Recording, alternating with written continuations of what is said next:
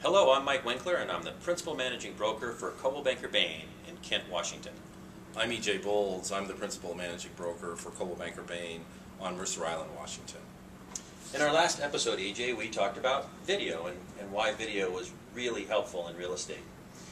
So I thought this time we should talk about agency, because I know a lot of consumers, a lot of potential buyers and sellers are confused about agency. Yeah, it's very important. It's what buyers and sellers and brokers deal with every day. It is, and so one of the things that confuses people is, when does agency occur, the presumption of agency. So, for example, if I'm a buyer and I pick up the phone because I see your listing and I call you about your listing, do we have an agency relationship? No, we don't. The reason is that I'm already an agent of the seller. I have a contract with the seller. I'm their agent, so I'm not automatically anyone else's agent. Okay, so following that logic then, if I see a listing with XYZ company and I pick up the phone and call you and ask you about that listing, do we have an agency relationship? As soon as I deliver real estate brokerage services, we have an agency relationship. I become your agent. You do. Okay. So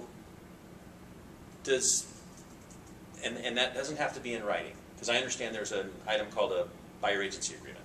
That's correct, and the presumption in Washington is that as soon as I deliver services, real estate services to a buyer, I'm their agent, whether it's in writing or not. Okay, well, and I suppose we should talk about buyer agency agreements on a future standalone video. Absolutely. Okay, we will.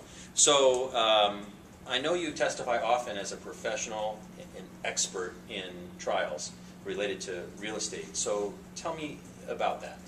Well, in terms of agency, there are really two different classes of duties. There are the duties that we owe to all people, whether we're their agent or not, and there are the duties that we owe to our principal. So the duties that we owe to everyone some of those would include honesty and fair dealing, reasonable care and skill, presenting any written offers that they might give us, accounting for any money that they would give us, and also letting them know about any problems with a property that they might be dealing with. Is there anything else? There may be some other ones, but those are the main ones for all people. The second class of duties are when we have a principal, when we actually represent someone, and those would include owing loyalty to that person in that transaction. We are loyal to them. Another duty would be that we have to keep confidential any confidential information that they would give to us.